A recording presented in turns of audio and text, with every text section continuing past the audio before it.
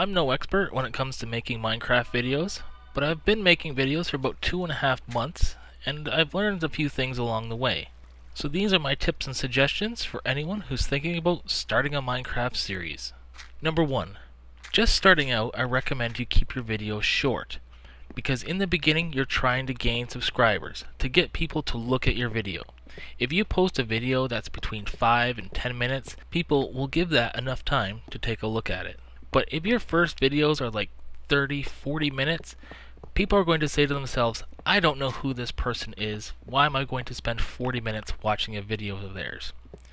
When I first started out, my videos were 20 minutes, and they didn't do so well. I cut it down to 15 and then 10, and then even 5. Once I started doing that, I noticed that I got more popular. More people gave me a chance. Then, after a certain amount of time, the subscribers were like, we like your stuff, please make longer videos. And now I've increased them to again between 15 and 20 minutes.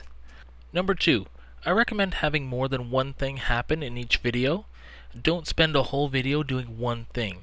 If you are building your farm, do something else also.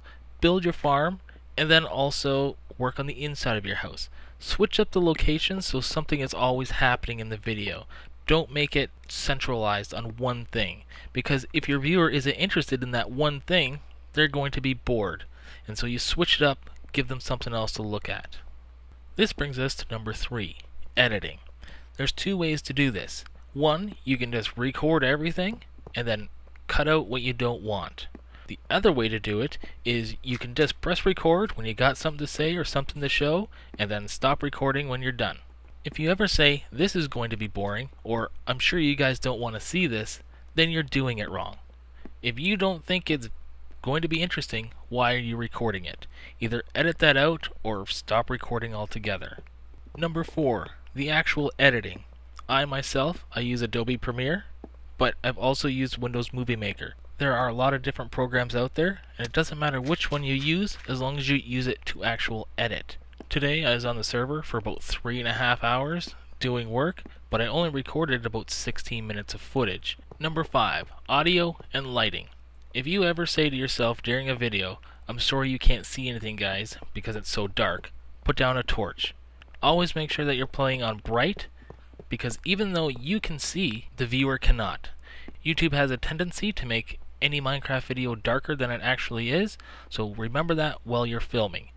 Use lights often. The second part is audio. Audio is very difficult and it can be very troublesome. I myself constantly struggle with audio issues. You want to make sure that you record your voice is in balance with the game sounds.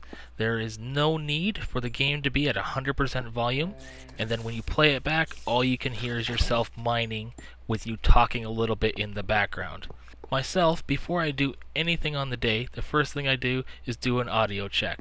I run Minecraft, I run Fraps, I press record, and I just ramble on for about 30 seconds. I do a little bit of stuff in the game, and then I play it back. If everything is in correct balance, I know I'm good to go. If something's a little off, I fix it then. I don't want to be recording a full day of footage and then say, what the heck happened there? Step 6, visual quality. Do I record in 1080p, 720, 480, 360? It's not as important as you might think. Minecraft is a very basic game when it comes to graphics. So what's most important is not necessarily the resolution, but it's the frames per second. That is important. You do not want choppy video if you can prevent it. Also, ideally, you should be playing on fancy graphics, but if your computer cannot handle it, fast is acceptable. Audio quality in video content can often make up for smaller resolution or even lower in-game graphics. Basically, if it sounds good and you're doing something interesting, as long as it's not filmed on a toaster, people will at least give it a shot. Number 7, try not to show mundane things. Everyone who's watching your videos already plays Minecraft. So unless you're doing a speed challenge with no editing, they don't need to see you collecting wood or making tools. Caving and collecting resources is very boring. Either edit these to just include the interesting parts, or use these clips as an opportunity to talk with your subscribers. But have a topic to talk about. Don't just ramble to fill in the time. Now on to marketing, or getting yourself out there. Facebook and Twitter. In the beginning, these are fairly useless to bring in the views, but I do recommend you get them and you use them. There's nothing worse than becoming popular on YouTube and then finding out that someone has taken your Facebook or Twitter name.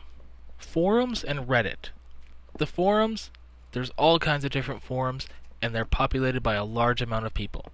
So when you do post something, it will get bumped to the bottom very quickly. I myself have a thread on the Minecraft forums, and every time I post a new video, I bump that thread by updating it with my latest video. It doesn't bring in hundreds or thousands of viewers, but one or two, that's all you're looking for in the beginning. Posting comments on other people's videos, advertising your channel. This is very frowned upon in the YouTube world. That's why you have to be creative, and here are some tips. Never just say, hey, I make Minecraft videos, check out my channel. This will get so many thumbs down and you'll get so much backlash that it isn't worth it. Always actually comment on the video and then subtly add in your advertisement at the end. Like, I tried to make this once and it went horribly. There's a video on my channel about it. Or if it's not Minecraft related, then a lot of times YouTubers will ask a question of the day or something like that. Try to think of something funny that says, check out my channel. I do not recommend doing this all the time everywhere because it's something, like I said, that is frowned upon on YouTube. So you want to do it here or there sporadically. Depends on the video, depends on the uploader. I know, for example, Ethos Lab, he will ban anybody who advertises their channel in his comment section. So be wary of what you do. Keeping and gaining subscribers. To be successful in the long term, you have to stay current. Uploading regularly is very important. Numerous times, I found a video in my subscription box and I thought, who the hell is this? When did I subscribe to them? If you don't continue to post regular videos, people will forget about who you are and stop watching. You can't post 5 videos in 5 days and then stop for 2 months and wonder why you're not gaining any new subscribers. The final tip I have is for continual growth and viewer retention.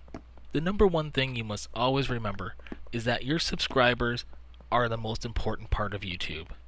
The reason that you make videos is to interact, entertain with your subscribers.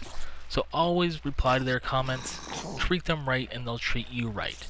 It's always better to have a two-way conversation than it is just to watch someone.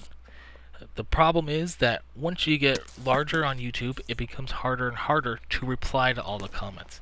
But while you're just starting out, replying to the comments is one of the best things that you can do because you make great fans and great friends. There's a lot of cool people on YouTube. Treat them right and they'll treat you right. I hope some of these tips help you improve some of your videos and get more views on YouTube. Thank you very much for watching. Now click on some of my videos. Talk to you later.